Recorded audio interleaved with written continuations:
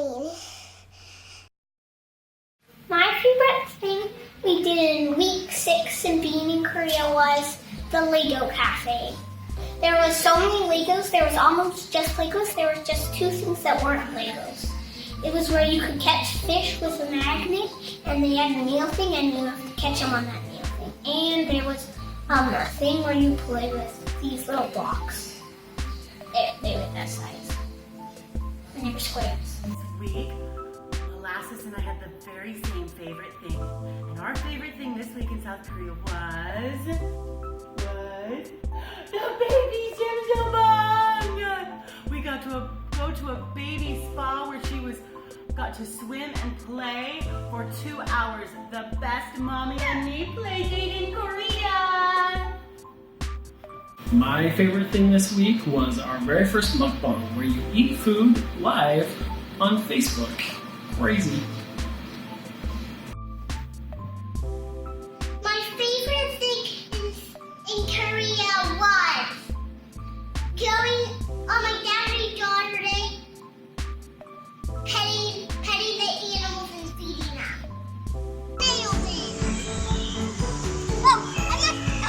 I'm not gonna feed you kids. No, I'm not gonna feed you. Can we put it in there? Okay.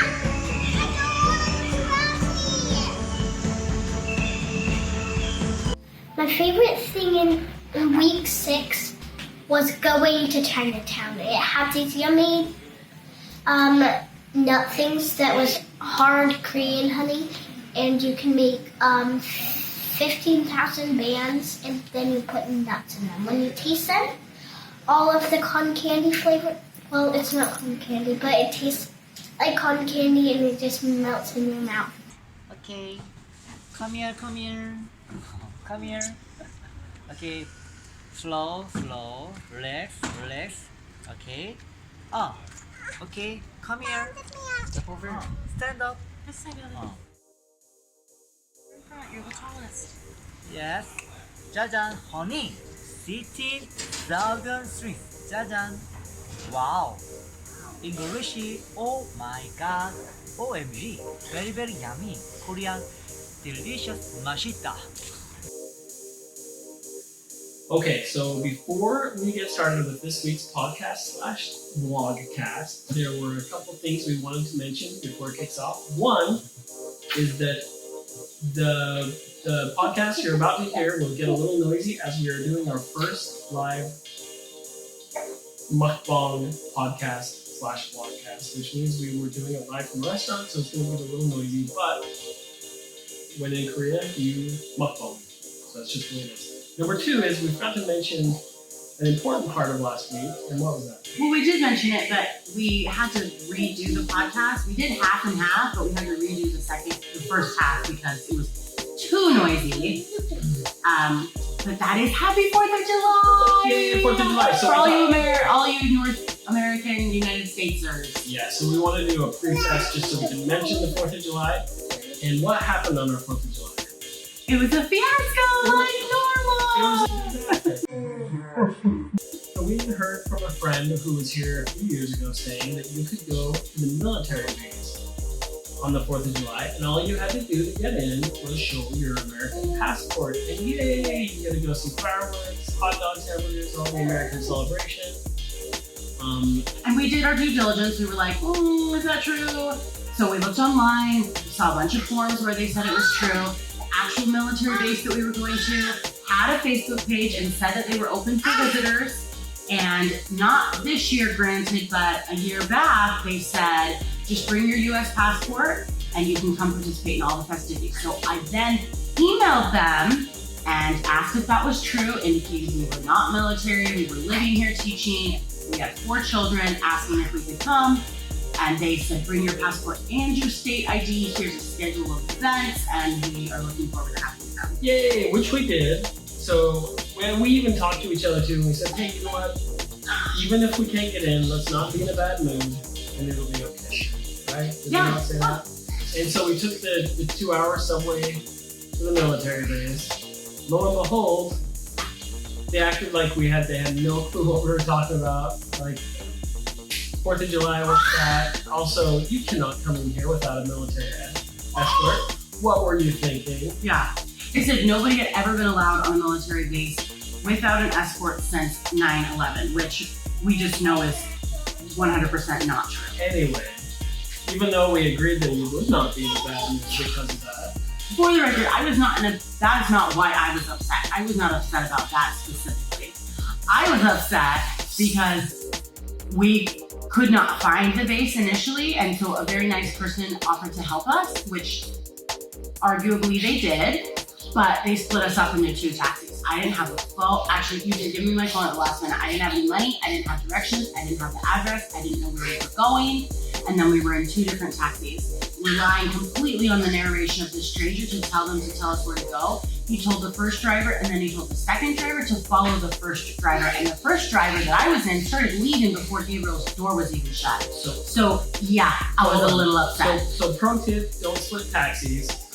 Other pro tip is you did have your phone because you were texting. I just said I got it at the last minute before we got in the car. Okay, and that kind of kicked off a really bad mood. Bad 4th of July. Long story short though, is we ended up seeing the Spider-Man movie at a ginormous theater, which we'll show a bunch of pictures in this. But we really wanted to kick this podcast off with talking about 4th of July. So now that we've done that, and we've got this fun little baby here, now that we've done that, this is real world podcasting here. Now that we've done that, we are going to turn us over to the mukbang presentation. Hope you enjoy us eating spicy chicken. Alright, welcome to episode number 16. This is week 6. I cannot believe we've been in Korea for 6 weeks. Cray, totally cray. So listen, we're doing something a little different, a little crazy. So we have a little list of things we want to cover for our weekly podcast update of our time here in Korea. But today we're doing a mukbang. So we did one earlier this week. We had our first mukbang. And for those of you who don't know what a mukbang is, you probably do if you followed our blog and our social media because we've been talking about it quite a bit. What's a mukbang? So a mukbang is a fusion of 2 Korean words, and they basically mean broadcasting, eating. Yeah, so eating and broadcasting. So we're broadcasting food. So it was invented. It was started in Korea several years ago, and it's caught on in the States. A lot of YouTubers do it. It's all the rage. And so that's what we're doing today for our podcast. So we are at a chicken galbi restaurant, which is a Korean food. It's really popular here. It's like Korean barbecue in that you have a thing at your table. So we'll show some of it here too. On this one. This is the hot galbi. So it's chicken in the middle. Cheese and chicken. And it's also got obviously some vegetables and then some little rice just climbing out. I'm kind of wishing we'd ordered bigger, yeah. This will be fun. This is last time we tried this, it was so spicy, we could not eat it. So hopefully... Well, we can order rice. Right. Which I really want to eat the rice after, but we're just saying. Okay, so here we go. The chicken's still the cheese is still melting. So we decided to do another mukbang because we had so much fun. It just feels much more natural talking to a camera when you think when you're doing something, you're occupied than just sitting there remote. So well, I think it's just communal, right? So you're used to eating as a family and talking about your day. So that's what we're gonna do. And luckily, at the moment, it's not too loud in this restaurant, so hopefully you can hear us and the sound is okay. We got our little eating partner here over to the side. Okay, so let's start covering. While the cheese is melting, let's cover some of the stuff we did this week. All right, so one of the very first things we did is we headed back to Chinatown. If you following us on the blog, we did Chinatown very first week we were here, day 6. We were doing the Fairy Tale Village and we saw Chinatown at the very end. We were exhausted and things were closing, so we wanted to go back. We didn't really have a good impression of it the first time. We had a great time. We love Korea Chinatown. It's way cool. And one of the really famous things that Korea Chinatown is known for is their jjajangmyeon. Now I'm probably most likely definitely saying that wrong, but it is black bean noodles. So we went to the museum. I'm gonna try part of this. So this is cheese and chicken. This is a rice noodle. And we asked for the non-spicy version. and I don't know if it looks that non-spicy. So we're gonna try it. You try it and then tell me.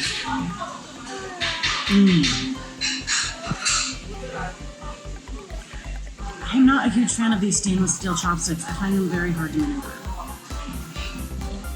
It's just a little spicy. I like it. I think you'll like it. Oh boy. So mostly the so it's got a little kick to it, but it's good.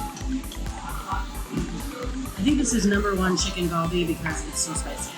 So good. Okay, so we went back to Chinatown, went to the Black Bean Noodle Museum. It was all in Korean. We couldn't understand it, but well, we understood it. We didn't understand it completely.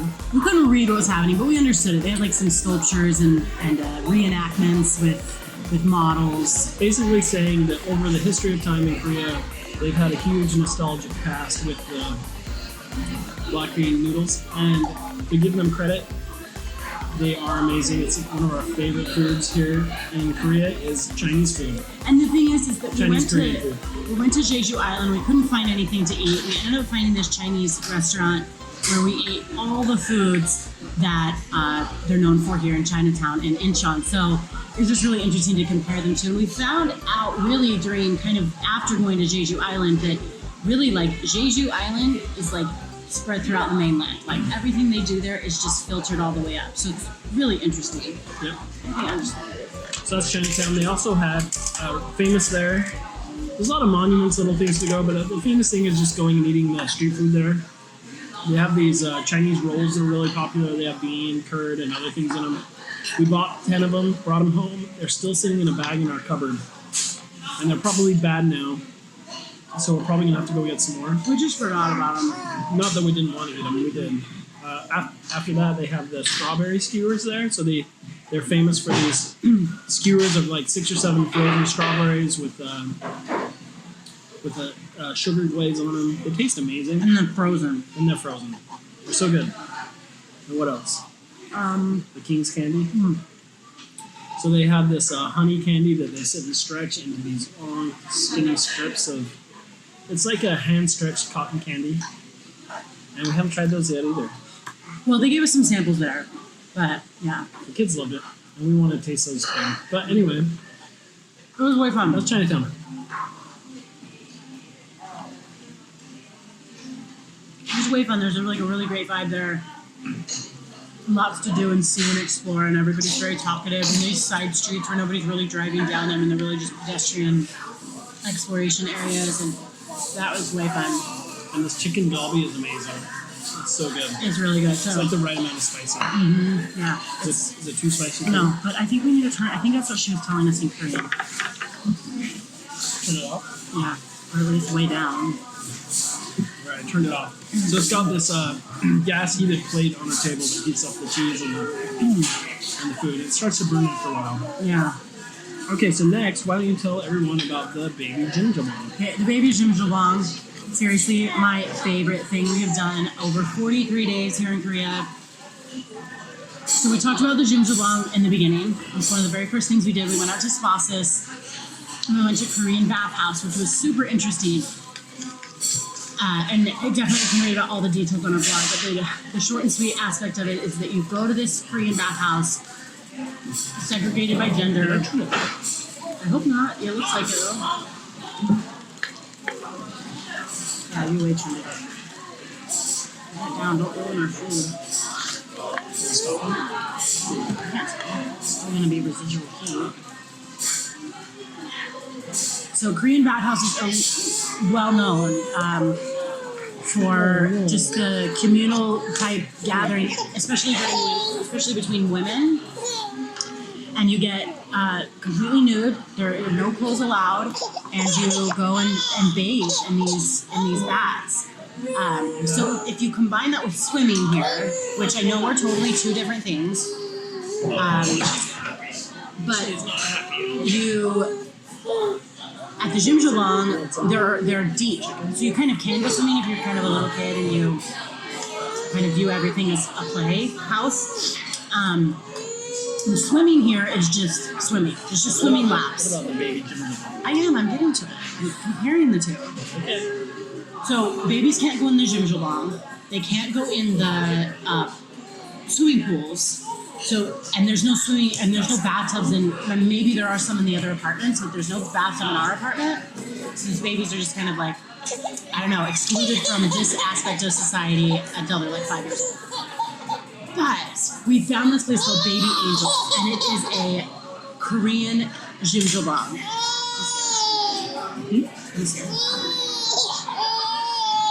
Okay.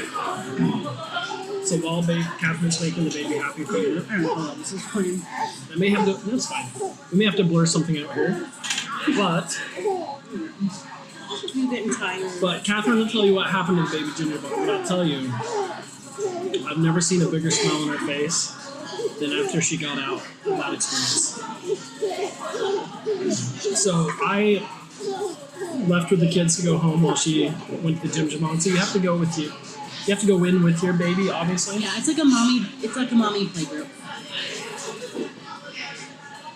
But I've walked past it before and seen like moms in there like kind of laying on the fluffy chairs, sleeping with their babies. So once again, it's just talking about how family friendly it is here. That they have little bathhouses for babies. So you go in and it's just like a jjimjilbang. You have to do a pre-shower, then you do your bathing, and then you do your post-shower where you are cleansing yourself. So there's a little plastic tub. The water just comes up to about, don't even cover her legs completely, full of bath toys. And what was really neat about our experience is that she was the only baby there. So you have to kind of reserve a time. And at our time, like nobody else was there. So it is kind of expensive. It's 25,000 won for 2 hours. You get an hour of swim time, an hour of playtime. It's like $20. Yeah.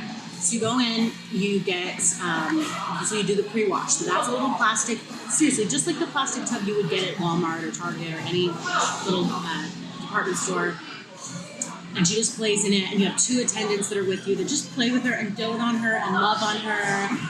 And in fact, yesterday we were coming home from Seoul, and one of the girls that was her attendant lives at the campus where we are, and she remembered her name, and she played with her again. Like, I told Gabriel, if we lived here, if we moved here, I would want to do that job, because I love babies and I love my baby, but, you know, they grow up and they're not your babies anymore. But if you work to the babies, you just get to play with babies all day. This is spicy. It's pretty spicy. So in a nutshell, you do several baths, swim time. Yeah, then you go into this deep, deep pool, and it spins your baby around. So they're like in these little swimming rafts, and they just swim around, and the attendants blow bubbles at them, and they talk to them, and they run around the side of it, kind of get their attention and make them happy. And then after that, which is about 45 minutes, then they go into the cleansing shower. So they take off the swimsuit, which the swimsuit is provided. Everything's provided. All you have to do is bring a fresh diaper after their bath is over. And the swimsuit is like spandex tight around them, so it like holds anything in because they don't wear a swim diaper. So then they go into the cleansing shower. They take off the swimsuit. They provide the soap. You wash them. You shower them. You cleanse them. And then you get an hour of play. And the play place was amazing. They had these food. They had these go-karts that you could run around a track. They had a piano that you babies could crawl on. All different age groups. They had a ball pit. They had a music section. It was the highlight. It was so much fun. And it's all for babies under 3 years old. So anything a baby could ever want. Yeah. And actually, that whole section of the store is kind of the kids' play area. They have the jjimjilbang. They have an art place where you can dress up as princesses and do art stuff.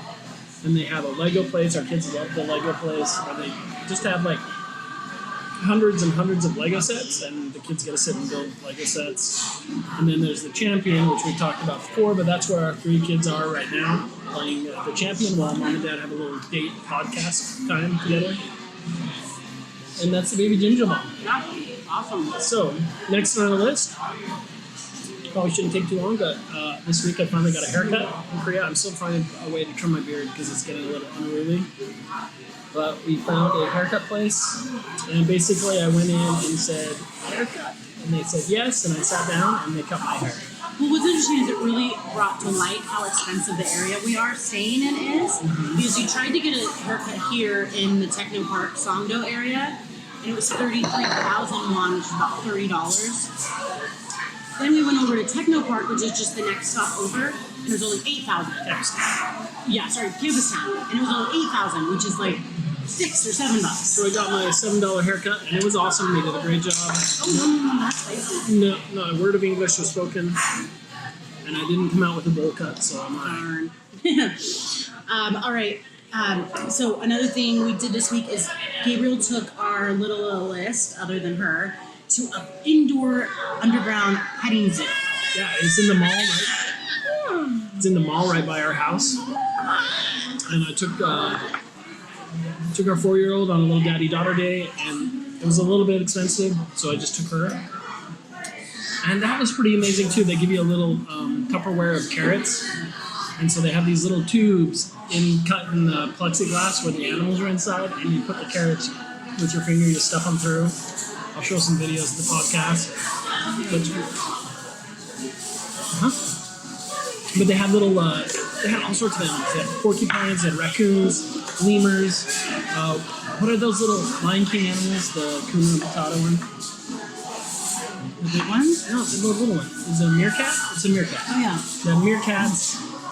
They said porcupines, kangaroos. It's just in a mall. They had all these animals in this petting zoo. It was crazy. And so we had a blast with that. I'll show some of the pictures, but this once again is a testament to how kid-friendly it is here. I think Songdo, where we're at, It's built for families. it's built for families. Like all the big apartment skyrises here have huge playground areas in the middle, meant to like entice families to live here. Incredibly family friendly. Yeah. So fun. Like we mentioned just briefly, but one of the things that we did this week was try a new kids cafe, which was a Lego cafe. And that's where they are now. I guess we kind of talked about that already. We also, not just are they family friendly, but they are incredible. They have incredible manners. They're happy all the time. In fact, I told Gabe last night, like, I kind of miss just like people leaving you alone. Like nobody leaves you alone. They just are. And it's not like an intrusive type thing. It's just Everybody's excited to see you. Yeah. Everybody is super nice, no matter what. You can have the biggest frown on your face, but they'll still come up and like, hey. Yeah, just so friendly. But So Gabriel, So on the way to church last Sunday, we got off we rode the subway like we do to church. We got off and started walking, and I realized I left my backpack on the subway. And I was a little bit frantic about it. Luckily, like my laptop wasn't in it, but I had some important stuff. I had that's spicy. had a hard drive. I had my car keys. I had some important stuff in there. Oh, this. So I ran back to the subway station manager and told them, with like a little Google Translate, and they said since I didn't know what platform we got off on, that they would have to wait until it got to the end of the line, Ichion. Anyway, long story short, I came back 2 hours later, and they had my backpack there. Not only did they find it at the end of the line, but they brought it all the way back. It's so amazing. Sitting there the whole way, nobody touched it. Nobody touched it. Everything was in it. Like, amazing place. Yeah.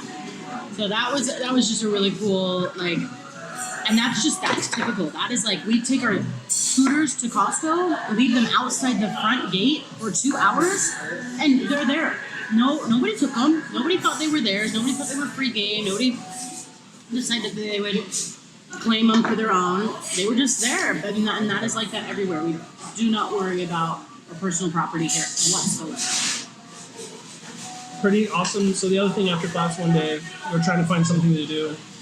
Oh, Saturday, right? So we were going to go to Triple Street because they usually have these outdoor marketplaces. And we've never shopped through them. But we wanted to. So we went there and it was kind of overcast, so I think they canceled it that day.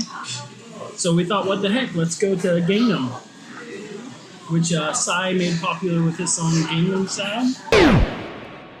오빤 강남 스타일. Gangnam Style. So we typed in Google to find the statue. There's a statue of like the two hands going together like that. And we were still looking for Gangnam. So we went to Gangnam. We had some chicken galbi there again, which we loved. Yeah. Which made us willing to try this again. Yeah, which we found a little platform with some Psy like signage on it. We took some pictures, but we never found the statue. We thought maybe they'd taken it down. Turns out we were in the wrong place. Well, it turns out like they have a tribute to Psy like on every everywhere. major corner. So we were on the wrong major corner, and the other major corner was actually quite a bit away. So apparently all of Gangnam is devoted to Gangnam Style. So we'll leave it at that. Because we're gonna go back and talk about it again. Because we must get our Gangnam Style photos. On top of that,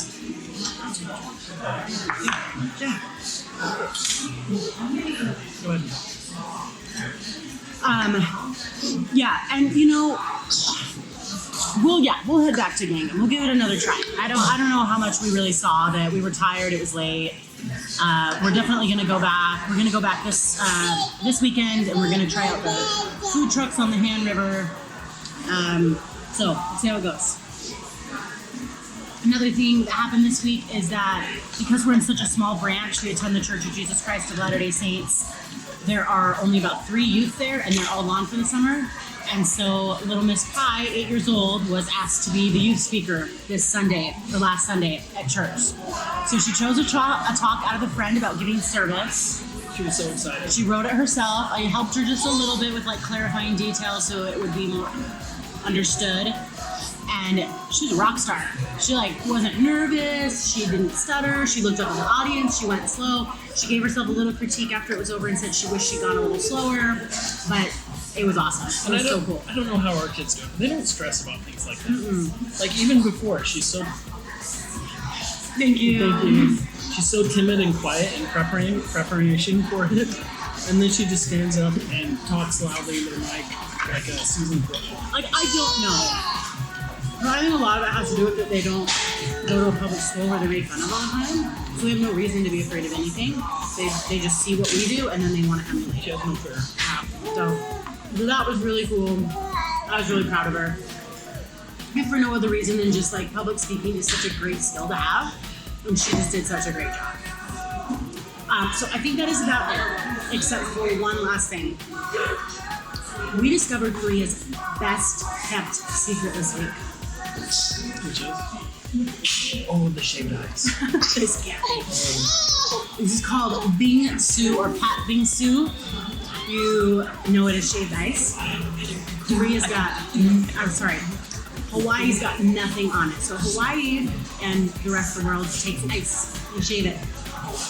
Korea takes milk, frozen milk, and they shave it.